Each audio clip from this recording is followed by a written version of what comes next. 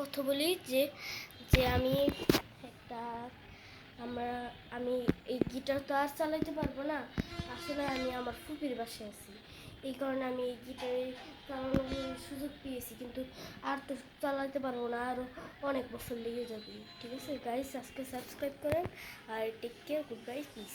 তোমার channel guys, আজকে আমরা গান গাবো এই গিটার দিয়ে। গাইস আজকে এখন আমি শুরু করতেছি, এখন কোনো কথা নেই।